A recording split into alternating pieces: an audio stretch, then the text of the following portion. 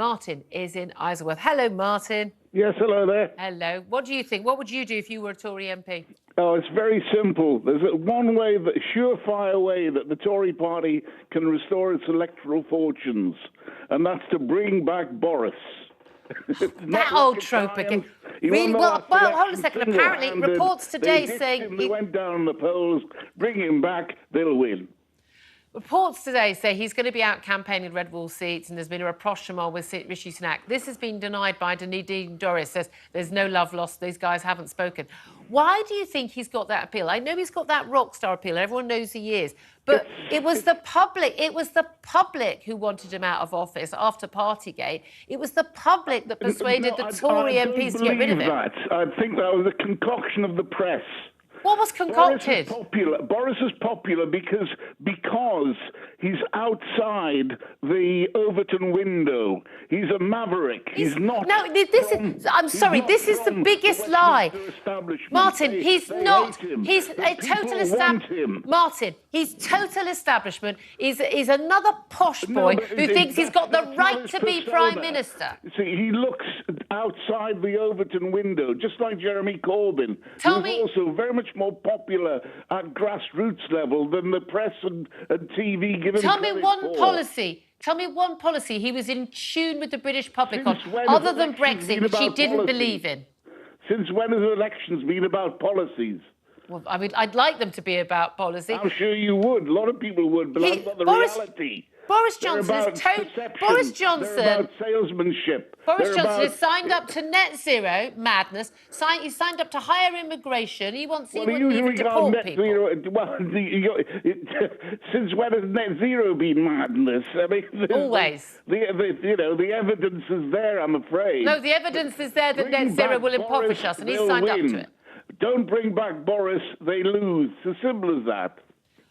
I've not seen a single poll that has suggested, and they do always poll this, if you have Boris Johnson back in charge, that he would improve their fortunes. I think it would make the difference. But he wouldn't be able to win. So what difference does that make? What do you mean he wouldn't? Why would he not be able to win? He won the last one. He won the last one because he hadn't already been Prime Minister, and he was running against Jeremy Corbyn, and he was the only person promising Brexit. That's not where we are right now. I love that sound.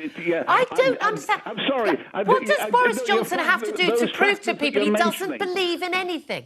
No, those factors you're mentioning are significant. I will admit that. But when you can, elections are won or lost on essentially on simple issues like Margaret Thatcher.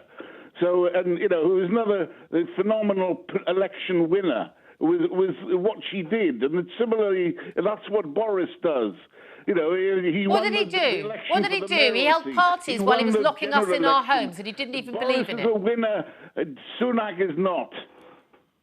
I do get he's got an electoral appeal, but I think that electoral appeal was based on an idea people had of Boris Johnson, and the people who are still flying a flag for him clearly haven't been paying attention. The British public were furious with Boris Johnson over the hypocrisy of Partygate. That's why he's out, not because of plotting by Tory MPs. The British public were furious at the entire political establishment. Because, since when has public opinion been rational? Since when has public opinion counted? Public opinion would have been angry at a warm bath at the time because they would just wanted something to be angry about. No, I'm still apoplectic with anger at that, and I have told Boris Johnson it didn't go down well, that conversation. Why? I mean, what difference does it make to anybody or anything? Because he knew we didn't need to be locked in our homes and our economy destroyed, which is why I've got a high cost of living now. Our freedom's taken away. He knew it wasn't necessary because he and his team weren't doing it. COVID had an effect right across the world economy. He did it anyway. He knew it was wrong and he did it anyway. And if you don't think that he should be punished for that by being out of office, I don't know what else you could say. Well, since when has politics been about reward and punishment, for pity's sake? Getting a bit existential now. Do you want to win the election or not? If you want to win, get Boris.